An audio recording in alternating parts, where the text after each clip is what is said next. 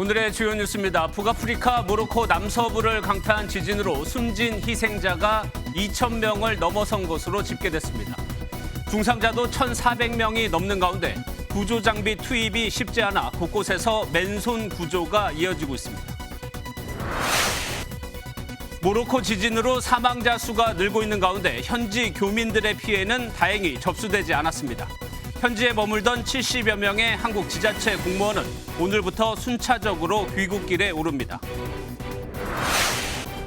11시간 만에 검찰 조사를 마치고 귀가한 이재명 대표가 정치 검찰의 연민을 느낀다며 비판했습니다. 민주당은 이 대표에 대한 재소환을 국면 전환용 쇼라고 비판했고 국민의힘은 단식 쇼를 벌이며 사실상 수사 방해를 하고 있다고 맞받았습니다. 숨진 대전 초등학교 교사에게 민원을 제기한 학부모가 운영하는 것으로 알려진 음식점에 대해서 프랜차이즈 본사가 영업 중단 조치를 내렸습니다. 시민들도 가게 앞에 음식물을 뿌리고 악성 민원을 비판하는 내용이 담긴 쪽지를 붙이며 항의했습니다. 어제 부산의 한 아파트에서 불이 나 40대 남성과 베트남 국적인 남성의 장모가 창문으로 떨어져 숨지고 4살 아들이 크게 다쳤습니다. 베트남 사람인 아내가 장사를 하러 간 사이에 참변이 벌어졌는데 아빠 품에 안겨있던 아이만 목숨을 건졌습니다. 유네스코 세계유산위원회가 군함도와 관련해 일본에 한국 등 관련국과 대화를 지속할 것을 독려하는 결정문을 채택할 전망입니다. 이 같은 내용의 결정문이 오늘부터 열리는 45차 세계유산위 회의에 상정된 것으로 확인됐습니다. 여러분 안녕하십니까. 모로코 지진의 사망자가 하루 사이에 2배 이상 많아졌습니다. 현재까지 2,000명이 넘습니다. 문제는 더 늘어날 수밖에 없다는 점입니다. 위중한 환자가 1,400명이 넘고 구조대 접근 자체가 안 되는 곳이 있는가 하면 실종자 수색 작업이 지금도 진행 중이기 때문입니다. 모로코 지진 초소식은 장명훈 기자가 보도합니다. 하늘 높이 솟아있던 이슬람 예배당 모스크의 첨탑은 완전히 무너져 내렸습니다. 도로 곳곳은 무너진 건물 잔해로 막혀 있고 민가는 형체를 알아보기 어렵습니다. 진도 6.8 강진이 핥힌 모로코 중부 지역의 참상은 날이 밝으면서 드러났습니다. There are parts of town which are destroyed. That car is completely destroyed and the buildings are falling down. 하룻밤 사이 터전을 잃은 주민들은 길거리에서 노숙을 이어가고 일부 지역에선 임시로 사망자를 매장하고 장례를 치르고 있습니다. كلشي دان المهم كرا دي التشكالي غير الور كرا المهم كلشي يكسود كلشي ستان الناس يقول لنا 피해 지역이 대부분 구조대 진입이 어려운 산악 지역인데다 추가 수색과 구조 작업이 계속되면서 인명 피해는 눈덩이처럼 불어나고 있습니다. 모로코 내무부는 현지 시간 10일 현재까지 이번 강진으로 숨진 이들의 수가 2,012명까지 늘었다고 밝혔습니다. 2,000명이 넘는 부상자 중 1,404명이 위중해 사망자는 더 늘어날 수 있습니다. 모로코 당국은 군 병력을 동원해 수색 구조 작업에 총력을 다하고 있습니다. MBN 뉴스 장명훈입니다. 모로코 당국은 군부대까지 동원해 필사의 구조 작업을 벌이고 있습니다. 여진의 공포 속에서도 주민들은 맨손으로 잔해를 뒤지며 생존자를 찾기 위해 노력하고 있습니다. 국제사회 구호 작업이 시작된 가운데 얼마 전 지진으로 큰 피해를 입은 튀르키예도 적극 나서고 있습니다. 이어서 김문영 기자입니다. 지붕의 형체도 알아볼 수 없게 집이 찌그러져 있고 차 위에는 돌무더기가 내려앉았습니다. 구급차 통행이 어려운 고지대에서 적십자 대원들이 돌무더기를 치워보지만 역부족입니다. 굴착기 등 중장비가 동원된 곳도 있지만 여전히 곳곳에서는 급한 대로 군 관계자와 주민들의 처절한 맨손 수색 작업이 이뤄지고 있습니다. 처참한 재난 상황을 극복하기 위해 시민들은 자발적으로 헌혈 대기줄에 동참하고 있습니다. لانه الناس في المستعجلات وفي المستشفيات محتاجه لهذه القطره ديالكم. البارح في الليل رمينا النداء وقلنا بانه راه يعني خصنا نجيو نتبرعوا بالدم. اليوم الصباح كتشوفوا كنتفاجئوا بهذا الكم الهائل ديال المواطنين اللي كيجيو. 가장 먼저 지원에 손길을 내민 나라 중 하나는 7개월 전 지진 피해를 입은 튀르키예로 모로코가 요청할 경우 265명의 구호대 등을 보낼 것이라고 밝혔습니다. 프랑스도 기금을 조성하고 독일은 전문 구호 장비와 구호견을 갖춘 팀을 보내겠다고 밝혔습니다. Hier in Deutschland hat auch schon das technische Hilfswerk mobilisiert und wir werden das Beste tun, um dazu beizutragen, denen zu helfen, denen geholfen werden kann. 미국과 중국, 일본, 인도는 물론이고 전쟁 중인 러시아와 우크라이나도 나란히 모로코에 대한 연대 의사를 표명했습니다. 모로코는 외국 구조대 배치에 필요한 공식 지원 요청은 아직 하지 않은 채 사흘간의 국가 애도 기간을 선포하고 구조 작업에 총력을 기울이고 있습니다. MBN 뉴스 김문영입니다. 지진한 마라케시에 살고 있는 우리 교민 5명은 다행히 무사합니다. 현지에 머물던 전북도와 제주도 공무원 70여 명도 오늘 모로코를 빠져나온 것으로 확인됐습니다. 정치훈 기자가 교민에게 현지 상황을 들어봤습니다. 모로코의 옛 수도인 마라케시는 네 번째로 큰 도시이자 관광도시입니다. 지진으로 골목길 곳곳이 무너지며 도시 내 교통도 마비 수준입니다. 현지에서 치킨집을 운영하고 있는 교민 이승곤 씨는 지진을 이렇게 기억합니다. 바깥으로 이제 뛰쳐나가려고 준비 중이었죠. 그런데 이게 발이 안 떨어지는 거예요. 이렇게 좌우로 계속 움직이니까. 그 공포가 이틀 전이었는데 아직도 생생하게 무서움이 아직 남아있어요. 한국 교민이 많이 사는 최대 도시 카사블랑카와 달리 마라케시 현지에는 관광객을 제외한 한국 교민이 5명 정도가 머물고 있습니다. 교민끼리는 서로 안전하다고 연락을 주고받았습니다. 집이야 좀 금이 좀 가 있는 거랑 뭐 별다른 피해는 없는데 예전 집이 많은 그런 동네가 있어요. 벽돌로 쌓아져서 이제 만들어져 있는 집이 있는데 그쪽으로 가면 이제 뭐 집이 허물어져 있거나 오래된 집들이 무너지며 사망자 수가 계속 늘고 있는 데다가 여진이 온다는 소문 때문에 구조 작업도 더디게 진행되고 있습니다. 구조 인력이 그렇게 많이 있는 것 같지도 않고 기술도 뭐 다른 서치국만큼 많은 것 같지도 않으니까. 지진 당시 유네스코 세계지질공원 총회 참석차 현지에 머물던 전북도와 제주도 등 지자체 공무원 70여 명은 모두 무사합니다. 지진 난 곳에서는 좀 상당히 떨어진 곳에 있어서 진동은 느꼈긴 했는데 좀 대피하고 뭐 그런 소동은 좀 있었어요. 이들은 한국 시각으로 오늘 오후 3시쯤 프랑스 파리로 이동하는 등 순차적으로 귀국길에 오르고 있습니다. MBN 뉴스 정춘우입니다. 모로코는 역사적으로 강진이 흔치 않은 곳입니다. 그래서 120년 만에 최대 규모라고 해외 언론들은 보도하고 있습니다. 국제부 고정수 기자 나와 있습니다. 어서 오세요. 예. 지진의 강도가 워낙 크기도 했으니까 피해가 컸을 텐데 또 피해가 커진 이유가 따로 또 있을까요? 예, 아까 말씀하신 부분을 이어서 설명드리면 예. 주요 지진 발생 지역을 구분할 필요가 좀 있습니다. 이 모로코가 아프리카판과 유라시아판 사이에 있습니다. 간단히 말씀드려서 지진 발생 가능성이 크다는 뜻이죠. 그런데 이 강진의 전례는 크게 북부나 서부 쪽에 보시다시피 쏠려 있습니다. 1960년에 아가디르란 도시, 그리고 2004년 아로세이마가 그러합니다. 이 1900년 이후 진앙 중심 반경 500km 내에 규모 6.0 지진이 없었다고 영국 BBC는 보도했습니다. 생소해서 대비를 못했을 거란 취지입니다. 그런데 또 하나가 지진이 발생한 곳을 보니까 마라케시라고 해가지고 고대 유적이 유명한 곳이에요. 그러니까 애초에 좀 지진 대비하기가 어려웠다 이렇게 볼 수도 있어요. 네, 그렇습니다. 마라케시의 구도심 이 메디나 전체가 유네스코 지정 세계문화유산입니다. 유명 영화 촬영지로도 유명하죠. 이 오래됐기에 보호에 더 힘썼어야 한다는 당위는 있겠습니다. 그러나 이 유적의 내진 시설을 보강하기가 쉽지 않았을 거란 분석이 현실적입니다. 영국 가디언에 따르면 지진이 드문 지역이라 해당 설비 이 설치 필요성이 적었고 아예 현대 건물도 버티기 힘든 강진이었다는 분석도 나옵니다. 문제는 피해 규모인데 미국 지질조사국이 적색 경보로 상향을 했습니다. 인명 피해, 경제적 피해 어느 정도 예상이 되나요? 아직까지 구체적으로 얘기할 수는 없겠습니다만 지금 말씀드릴 수 있는 부분은 인명과 경제 피해 추정치가 각각 2단계, 한 단계씩 올라갔다는 뜻입니다. 이 사망자는 1,000명에서 10,000명 사이가 될 가능성이 35%로 가장 크고요. 실제 지금 2,000명은 넘긴 상태죠.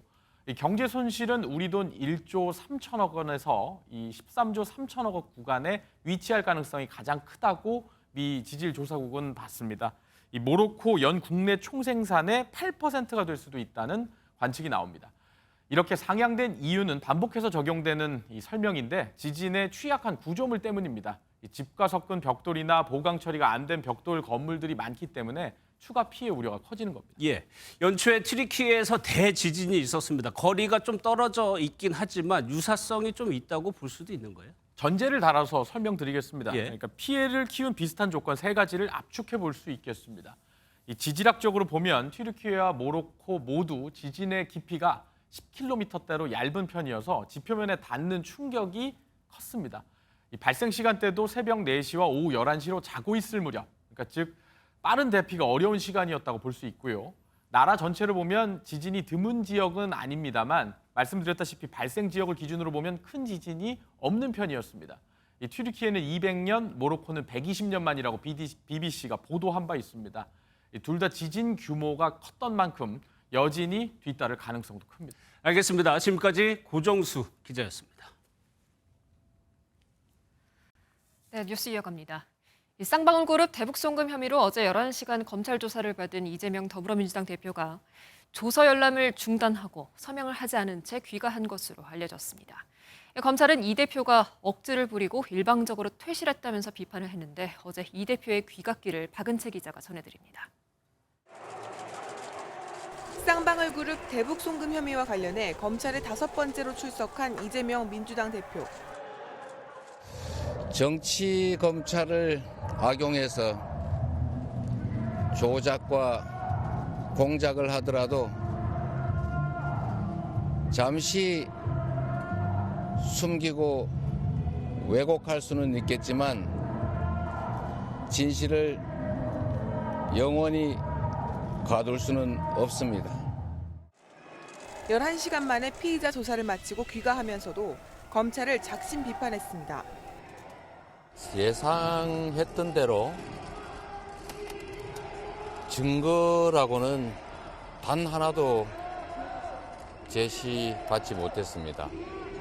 이런 내용으로 범죄를 조작해 보겠다는 이 정치검찰의 연민을 느낍니다. 그런데 이 대표는 조서 120쪽 중 40쪽 분량만 열람하고 서명 없이 청사를 빠져나왔습니다. 새로 조사를 시작할지 아무튼 또 새로 검토를 해보고서 어떤 방식으로 대응할지는 한번 검토를 해볼 예정입니다. 검찰은 나머지 조사를 위해 오는 12일 2차 소환 통보를 했고 이 대표는 날짜를 협의해 5번째든 6번째든 나가겠다고 했습니다. 12일 조사로 검찰은 제3자 뇌물 혐의에 관한 피의자 조사를 끝내고 신병 처리를 결정할 방침입니다. MBN 뉴스 박은지입니다. 이 대표의 검찰 조사를 두고 정치권에선 공방이 한창입니다. 민주당은 검찰이 증거 하나 제시하지 못하는 정치 수사라고 비판했고 국민의힘은 단식쇼를 벌이면서 수사 방해를 한다면서 맞받았습니다. 이어서 강영호 기자입니다. 11시간가량의 조사를 마친 이재명 더불어민주당 대표는 교원단체와 간담회를 진행하는 등 예정된 일정을 소화했습니다. 단식 11일 차를 맞은 가운데 검찰 조사에 대한 당 차원의 비판은 이어졌습니다. 추악한 언론 플레이 술책은 조사 직후에도 멈추지 않고 이 대표 흠집 내기를 넘어 망신 주기에만 열을 올렸습니다. 민주당 검찰 독재 정치 탄압 대책위원회는 이 대표에 대한 재소환 통보에 대해 국면 전환용 쇼라고 날을 세웠습니다. 반면 국민의힘은 단식쇼를 벌이고 건강 이상설을 흘리며 사실상 수사 방해를 하고 있다고 맞받았습니다. 불성실한 태도와 시간 끌기식 조사로 인해 검찰은 12일 재소환을 통보했고 국민들은 이 대표의 검찰 출석쇼를 한 번 더 보게 되었습니다. 김기현 국민의힘 대표는 이 대표 측이 조서에 서명하지 않은 점을 언급하며 당당히 조사받겠다고 호언장담하더니 결국 꼼수 조사로 마무리했다고 비판하기도 했습니다. 추석 전 이 대표 체포동의안이 국회로 넘어올 것이라는 전망이 나오는 가운데 이를 둘러싼 여야의 셈법도 복잡해질 전망입니다. MBN 뉴스 강영호입니다.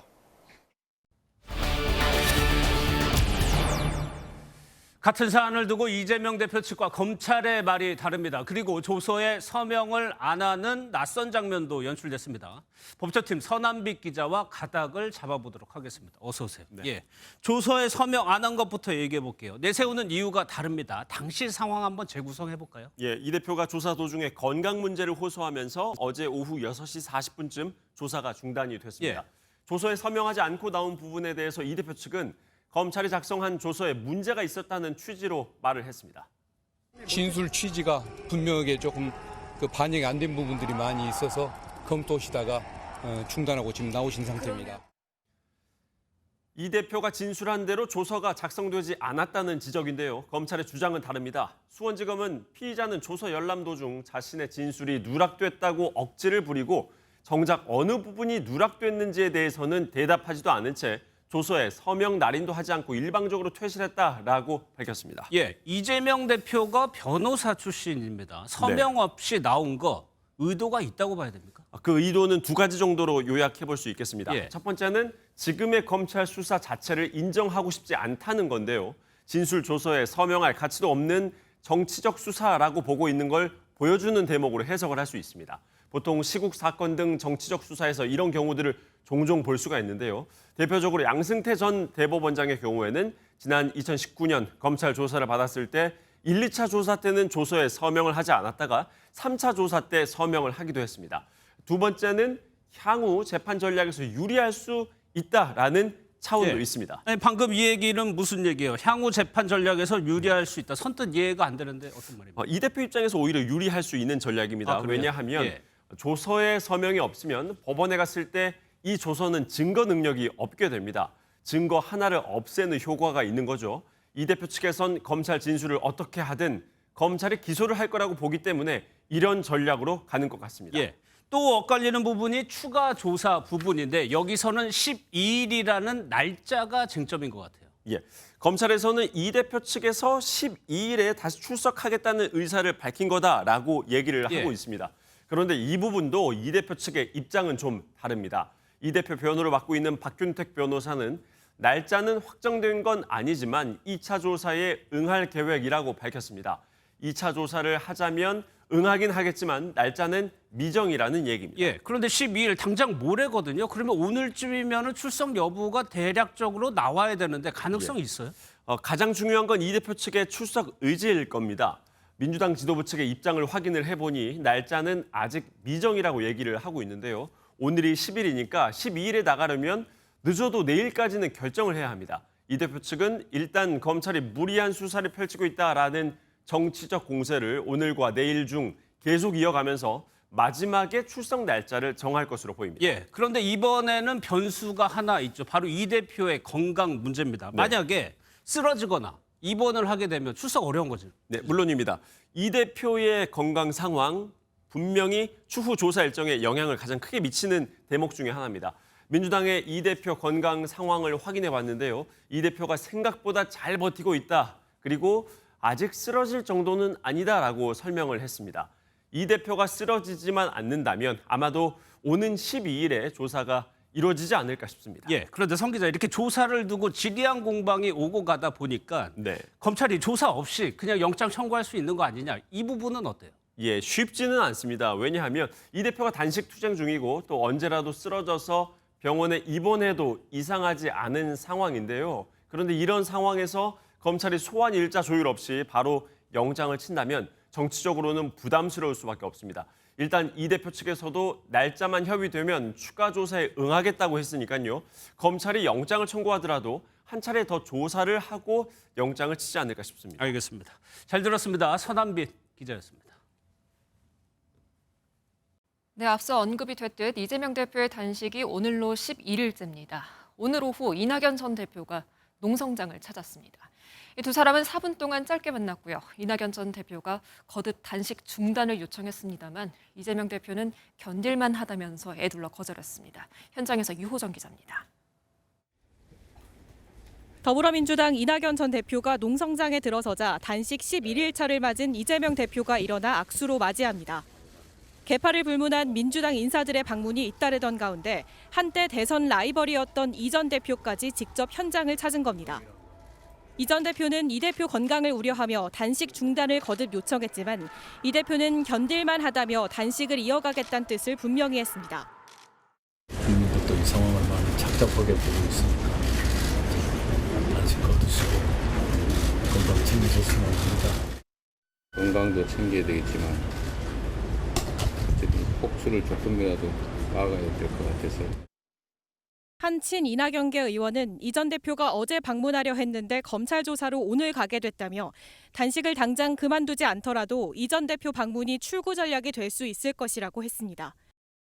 정부 여당의 무대응 속에 당내에선 이 대표 단식을 끝낼 출구 전략 고심이 깊어지고 있습니다. 이 전 대표의 방문에 이어 내일은 당 중진들이 모여 이 대표 단식 만류에 나설 예정입니다. MBN 뉴스 유호정입니다. 네, 다음 소식입니다. 숨진 대전초등학교 교사에게 악성 민원을 한 학부모의 신상이 알려졌습니다. 프랜차이즈 김밥집을 운영하는 것으로 알려지면서 가게 앞에는 시민들의 분노가 이어지고 있는데요. 이에 김밥집 본사는 영업 중단 조치를 내렸고요. 해당 가게는 매물로 나왔습니다. 또 다른 학부모의 미용실에도 항의가 잇따르는 상황입니다. 현장에서 신영빈 기자가 전해드립니다. 대전의 한 김밥 가게 앞. 창문에 메모글들이 가득 붙었습니다. 선생님의 명복을 비는가 하면 원색적인 욕설도 보입니다. 쓰레기를 던지는 모습도 눈에 띕니다. 김밥 가게는 초등학교 선생님에게 4년간 악성 민원을 제기해 결국 숨지게 한 학부모가 운영한 것으로 알려졌습니다. 해당 가게엔 분노한 시민들이 찾아와 계란을 비롯한 각종 쓰레기를 던진 흔적이 고스란히 남아 있습니다. 내 자식이 귀하면 남의 자식도 엄청 귀여운 거예요. 아무리 사회가 각박해도 조금씩 이해하고. 화난 시민들이 해당 매장을 가맹본사 SNS까지 찾아가 항의하고 별점 테러까지 이어지자 결국 본사는 영업 중단 조치를 내렸습니다. 현재 이 김밥 가게는 매물로 나온 상태입니다. 악성 민원을 제기한 또 다른 학부모가 운영한다고 알려진 미용실 앞에도 메모지가 붙고 계란이 날아드는가 하면 별점 테러까지 이어지고 있습니다. 해당 교사가 생전에 일한 초등학교에도 추모의 발걸음은 물론 가해 책임이 있다며 교장 앞으로 항의성 근조 화환이 쇄도하고 있습니다. 경찰은 구체적인 사건 경위를 조사하고 있습니다. MBN 뉴스 신영빈입니다. 2달 전 인천에서 전 연인에게 스토킹을 당하다가 흉기에 찔려 숨진 여성이 있습니다. 유족은 가해 남성의 첫 재판을 앞두고 숨진 여성의 사진과 실명, 카톡 내용을 공개했는데요. 가해자에 대한 보복살인 적용과 엄벌을 촉구했습니다. 김세희 기자입니다. 전 연인에게 스토킹을 당하다 엄마가 보는 앞에서 사망한 A씨. 9월 첫 재판을 앞두고 보복살인 혐의가 적용되지 못한다는 사실을 들은 가족이 온라인 커뮤니티에 울분을 토하며 사진을 올렸습니다. A씨의 사진부터 가해 남성이 지속적으로 보낸 메신저 내용도 공개됐습니다. 동호회에서 만난 두 사람은 직장에서 비밀 연애를 했는데 A씨가 이별을 통보하자 괴롭힘은 시작됐습니다. 폭행까지 당하자 A씨는 가해 남성을 지난 5월 신고했지만 남성은 A씨를 계속 스토킹하며 연인 시절 사진도 SNS에 올렸습니다. 부서를 옮기고 사진을 내리면 고소를 취하하겠다고 약속했지만 말뿐이었습니다. 남자가 이제 계속 만나자고 하고 뭐 귀찮게 하고 연락하고 막 하니까 스토킹으로 신고했고 그때 현행범 체포를 했습니다. 당시 가해 남성에게는 접근 금지 명령이 내려져 A씨는 스마트워치를 받았지만 가해자와 동선이 겹치지 않고 재고가 부족하다는 이유로 스마트워치를 반납하기도 했습니다. 반납 후 나흘 뒤 결국 A씨를 살해한 남성은 살인과 스토킹 혐의 등으로 구속 기소됐고 유족 측은 엄벌을 촉구하는 탄원서에 동참해주기를 바라기도 했습니다. 보복 살인의 요건에 해당하는 그 범행 동기에 대한 부분이 증거로서 증명이 되지 않는다. 딸이 살아갈 사회를 고려하더라도 피고인이 엄벌에 처함으로써 사회와 격리되기를 바라고 계세요. 생전 남성이 무작정 올린 사진에 2차 피해는 물론 스마트워치 반납 후 안전도 오로지 A씨의 몫이었습니다. MBN 뉴스 김세희입니다. 어제 저녁 부산 아파트 화재로 일가족 3명이 추락한 사고와 관련해서 안타까운 사연이 전해졌습니다. 베트남 사람인 아내가 과일 장사로 나간 사이에 불이 났는데 아이를 봐주러 온 베트남 친정엄마와 아이 아빠가 추락해 숨졌고 아빠가 끝까지 품에 안았던 4살 아들만 가까스로 살았습니다. 박상호 기자입니다. 아파트 7층 창문에서 시뻘건 불길과 함께 검은 연기가 뿜어져 나옵니다. 불이 번지면서 옆 창문으로도 연기가 나오기 시작합니다. 팡 소리가 크게 나더라고요. 그래 내다보니 불났다고 내보고 불났다 하더라고. 가만히 게 확 나오더라고. 소방이 출동했을 땐 집안에 있던 일가족 3명이 이미 1층으로 추락한 상태였습니다. 베란다로 몸을 피했던 이들은 창틀에 매달려 있다가 떨어진 것으로 전해졌습니다. 이제 불이 나니까 나갈 구멍이 없으니까 엎드렸다 나왔겠지. 아주머니가 먼저 뛰내리고 조금 있다가 애 아버지가 애 보동고 뛰내리고. 장모인 베트남 국적의 50대 여성과 40대 사위가 숨지고 4살 아들이 중상을 입었습니다. 화재 당시 아이의 엄마는 주말에도 출근한 상태여서 가족 중 유일하게 화를 면했습니다. 베트남에서 한국으로 시집온 여성은 과일 가게를 운영하느라 베트남인 친정엄마를 불러 아이 양육을 맡긴 것으로 전해졌습니다. 현재 그 주방 옆에 작은 방이 가장 소외가 심합니다. 왜 불이 커질 때까지 대피를 못 했는지 그 부분을 중점적으로 지금 확인하고 있는 중입니다. 이 아파트는 지은 지 30년이 넘어 옆집과 연결된 대피용 경량 칸막이도 없었습니다. 경찰과 소방당국은 합동 감식 결과를 토대로 정확한 화재 원인과 추락 경위를 조사하고 있습니다. MBN 뉴스 박상호입니다. 한밤중 바다에 빠진 여성을 구하기 위해서 맨몸으로 뛰어든 해경이 있습니다. 왕복 400m를 헤엄쳐서 여성을 구해낸 이 해경은 4년 전 선박 폭발 사고에도 선원 모두를 구해낸 영웅이었습니다. 사건 사고 소식 장진철 기자가 전해드립니다. 칠흑 같은 어둠이 내려앉은 바다에 사람이 둥둥 떠 있습니다. 바다에 빠져 조류에 떠내려가고 있는 50대 여성을 해경 대원이 구조하고 있는 겁니다. 신고를 받고 도착했을 때 이 여성은 이미 200m 정도 떠내려간 상황이었습니다. 구조대원은 장비를 챙길 시간도 없이 바로 입수했습니다. 더 멀어지게 되면 이제 이분을 놓칠 수밖에 없게 되잖아요. 시간이 급박하다 보니까 일단 옷이라도 빨리 벗자. 그래서 빨리 들어가자. 이 여성은 발을 헛디뎌 실족해 바다에 빠졌고 현재는 의식이 돌아온 것으로 알려졌습니다. 박 경사는 지난 2019년 울산 연포우드에서 발생한 선박 폭발 사고 때도 가장 먼저 선박에 진입해 승선원 전원을 구조하기도 했습니다. 날렵하게 생긴 승용차 앞부분뿐 아니라 뒷바퀴도 부서졌습니다. 도로 중앙에 서 있던 나무는 뿌리째 뽑혔습니다. 주변에는 차량 2대가 비상등을 켠 채 서 있습니다. 이들은 한밤중 불법 레이스를 벌이고 있었는데 그중 한 대가 미끄러지며 중앙분리대로 돌진했지만 다행히 인명피해는 없었습니다. 이들은 같은 자동차 동호회원으로 약 4km가량을 무모한 레이스를 벌였는데 이들 모두 과속 난폭운전으로 수배된 차량이었습니다. 경찰은 정확한 사고 원인을 조사하고 있습니다. MBN 뉴스 장진철입니다. 국내 한 인력 파견 업체 창업주가 자격증을 따지 못했다는 이유로 직원들을 엎드려 뻗치게 한 뒤 몽둥이로 폭행했습니다. 노동부가 이 업체를 특별 근로 감독했더니 여기서 끝이 아니었습니다. 최돈희 기자입니다. 국내 한 대형 인력 파견 업체입니다. 지난해 이곳에선 3차례에 걸쳐 직원 16명이 창업주로부터 폭행을 당했습니다. 엎드려 뻗치게 한 뒤 몽둥이로 맞았는데 자격증을 못 땄다는 게 이유였습니다. 논란이 일자 노동부는 해당 업체를 상대로 지난 5월 특별 근로감독에 착수했습니다. 3달 동안 이어진 특별 감독 결과 노동관계법 위반 사항 17건이 적발됐습니다. 이 중 폭행과 폭언 등 9건은 형사입건 조치됐습니다.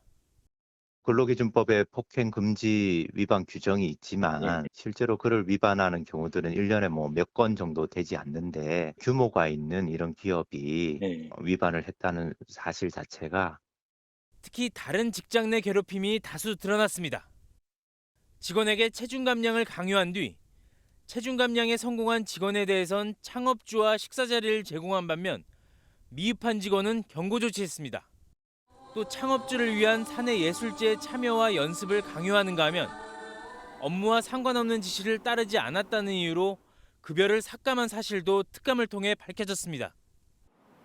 한편 해당 업체는 매출액 3,500억 원, 직원 수 8,400여 명 규모의 국내 1호 인력 파견 업체입니다. MBN 뉴스 최동입니다. 국정농단 사건에서 박근혜 전 대통령과 최서원 씨는 K스포츠 재단을 통해 기업들로부터 수백억 원을 거둬들였습니다. 여기에 삼성 계열사는 50억 원을 냈고요. 최근 법원이 이 돈을 국가로 귀속시키는 대신 삼성에 돌려주라는 판결을 내렸습니다. 우종환 기자가 단독 보도합니다. 이른바 국정농단 사태의 핵심 중 하나인 K스포츠재단. 체육진흥 명목으로 설립됐지만 실상은 박근혜 전 대통령과 최서원 씨가 대기업 출연금 강제모금 창구로 이용해 288억 원을 모았습니다. 국가를 위한 공적인 사업이라고 믿고 추진했던 일들이었고 그 과정에서 어떠한 개인적 이익도 취하지 않았습니다. 박 전 대통령 탄핵 이후 재단은 청산 절차를 밟기 시작했지만 출연금은 돌려주지 않았습니다. 기업이 대가를 바라고 청와대와 교감해낸 돈이므로 돌려주지 않아도 된다는 건데 결국 재단과 40개 출연 기업 사이 소송전으로 이어졌습니다. 법원은 K스포츠재단이 기업들에게 출연금을 돌려줘야 한다는 판단을 잇따라 내놓기 시작했습니다. MBN 취재 결과 최근 서울중앙지법은 삼성생명과 제일기획, S1 등 삼성 계열사들이 낸 50억 원을 돌려주라고 선고했습니다. 앞서 5억 원을 낸 CJ제일재단과 7억 원을 낸 KT도 각각 1심과 대법원에서 승소했습니다. 법원은 외부인이 재단을 사실상 지배해 대기업들의 돈을 요구한 중대한 위법을 저지른 만큼 기업들이 이를 미리 알았으면 출연하지 않았을 것이므로 돌려줘야 한다고 판단했습니다. 최서원 등의 어떤 사익적인 목적과 박근혜 대통령이 이제 공모해서 재단이 설립이 되고 대기업들은 그런 내용들을 모르고 정당한 공익적 목적에 의한 그 공익재단인 줄 알고 착오를 일으켜서 재단이 승소하면 국가로 귀속될 돈이었지만 기업들의 승소가 이대로 확정되면 모두 기업들에 돌려줘야 합니다. 또 다른 국정농단 연루재단이자 이미 해산된 미르재단이 기업들에 받았다가 국가로 귀속된 486억 원까지 돌려달라는 소송으로 이어질 가능성도 있습니다. MBN 뉴스 우종환입니다. 일본이 군함도를 세계유산으로 등재하면서 조선인 강제노역 사실을 적시하겠다고 약속한 바 있습니다. 하지만 이 약속은 지켜지지 않았죠. 유네스코 세계유산위원회 중간결정문 초안에는 일본이 한국을 포함한 관련국과 대화해야 한다는 내용이 담겼습니다. 최윤영 기자가 보도합니다. 사우디아라비아에서 오늘부터 열리는 제45차 유네스코 세계유산위 회의. 21개국으로 구성된 세계유산위원회는 일본이 작년 12월 제출한 메이지 산업혁명 유산 보고서를 평가하고 결정문을 내놓을 예정입니다. 2년 전 세계유산위는 일본의 군함도 등 조선인 강제징용자 설명이 부족했다며 강력한 유감을 표명했고 일본은 이후 보고서를 제출했습니다. 일본은 지난 2015년 메이지 산업혁명 유산이 세계유산에 등재될 때 역사를 제대로 알리겠다고 약속했지만 이를 지키지 않아 국제사회로부터 지적을 받아왔습니다. 이번에 발표된 결정문 초안에는 일본의 추가 연구와 검증뿐 아니라 관련국들과 대화 지속을 독려한다는 내용이 담겨 있습니다. 또 내년 12월 1일까지 관련국과 대화 등 추가 조치에 대한 업데이트를 세계유산센터에 제출해 검토받도록 했습니다. 초안에 나오는 관련국은 한국이 핵심으로 보입니다. 이번 세계유산위 평가는 일본이 또 다른 조선인 강제 노역 현장인 사도광산을 세계유산으로 올리려는 절차를 진행 중인 상황에서 주목받고 있습니다. 사도광산은 내년 최종 등재 여부가 결정됩니다. MBN 뉴스 최윤영입니다. 기업들의 홍보 창구로 활용되는 카카오톡 채널이 있습니다. 여기 채널 2개가 있는데요. 보시다시피 프로필 사진은 같은데요. 하나는 공식 채널이고 다른 하나는 사칭 채널, 그러니까 가짜입니다.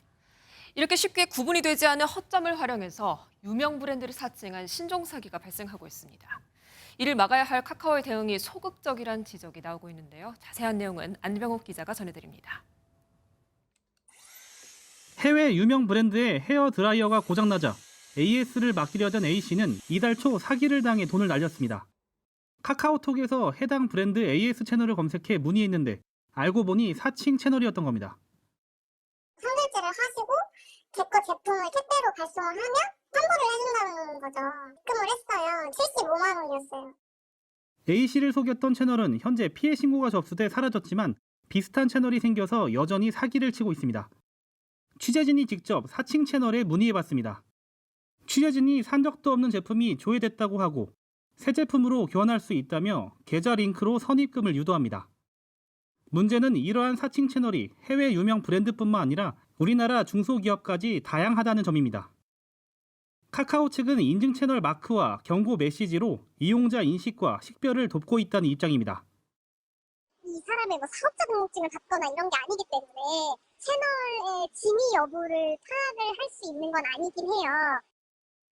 하지만 인증 채널 마크 크기와 색깔이 눈에 띄지 않고 사기가 이뤄지는 채널 삭제에도 시간이 걸리는 등 카카오 대응이 소극적이라는 지적이 나옵니다. MBN 뉴스 안병욱입니다. 미국에선 이른바 노인 정치로 뜨겁습니다. 81살의 공화당 정치인은 회견 도중에 얼음이 되는 일이 있었고요. 또 내년 대선에 나설 바이든 대통령은 올해 80살, 트럼프 전 대통령은 77살. 미국 유권자들도 후보자의 나이가 대선의 변수가 될 것이라고 내다봤습니다. 워싱턴에서 최중락 특파원입니다. 공화당 상원 1인자 81세인 미치 맥코널 원내대표. 기자의 질문을 잘 듣지 못하자 보좌관이 큰 소리로 반복합니다. Did you hear the question, Senator? Running for re-election in 2026? 하지만 맥코널 원내대표는 30초 가까이 얼어붙었는데 이번이 처음은 아니었습니다. 이른바 노인 정치 논란이 불거졌지만 자신은 물러나지 않고 임기를 마칠 것이라고 밝혔습니다. I'm going to finish my term as leader and I'm going to finish my Senate term. 맥코널 원내대표와 불과 한 살이 적은 80살인 바이든 대통령. 여론조사에서는 응답자의 73%가 내년 재선에 도전하기에는 나이가 너무 많다고 답변했습니다. 재선에 성공해도 임기를 마치는 86세는 너무 고령이라는 우려입니다. 물론 바이든 대통령도 물러날 생각이 없으며 오히려 트럼프 전 대통령과의 차별성을 강조했습니다. The only thing that comes with age is a little bit of wisdom. And it wasn't that long ago we were losing jobs in this country. In fact, the guy who held this job before me was just one of 2 presidents in history. 트럼프 전 대통령은 77으로 바이든과 큰 차이가 나지 않지만 나이를 문제 삼은 응답자는 47%로 상대적으로 노인 정치 지적이 적었습니다. 바이든과 트럼프의 재대결 가능성에 대한 질문에는 각각 46%의 지지율로 동률을 이뤘습니다. 다만 대통령 재임 기간 성과에는 트럼프 전 대통령이 11%포인트, 정직성에 대한 질문에서는 바이든 대통령이 7%포인트 앞섰습니다. 바이든 대통령은 나이를, 트럼프 전 대통령은 부정직하다는 약점을 어떻게 극복하느냐가 내년 대선에서 승패를 가릴 주요 변수가 될 전망입니다. 워싱턴에서 MBN 뉴스 최중락입니다. 네, 지금 프로야구 시즌인데요. 벌써 마운드를 내려온 선수가 있습니다. 한국 야구 최초로 160km의 광속구를 던진 한화의 문동주입니다. 프로야구 대신에 항저우 아시안게임 금메달을 준비 중인 문 선수를 김한준 기자가 만나봤습니다. 스트라이크 존을 파고드는 강력한 직구. 한화 문동주가 한국 야구 최초로 160km를 기록하는 순간입니다.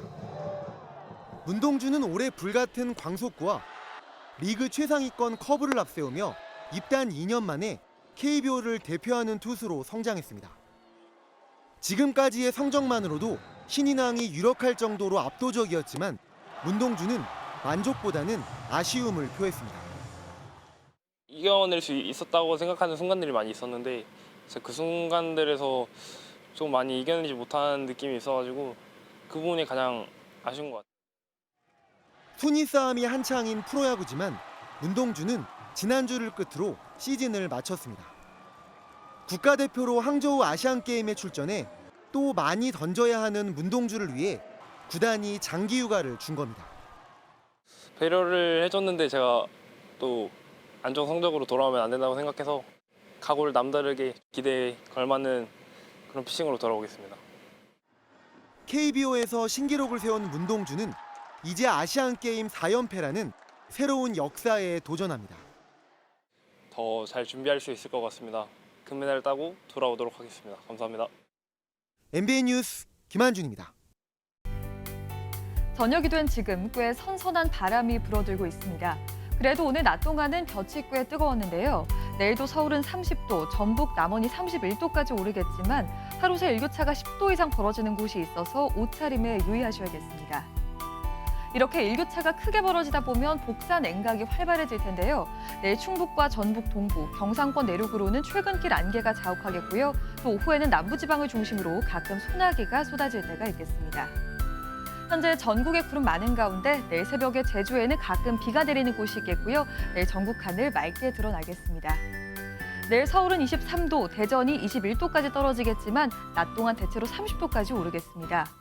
남부지방도 전주와 대구가 21도까지 떨어지면서 선선하겠고요. 낮 동안은 30도를 웃도는 곳도 있겠습니다.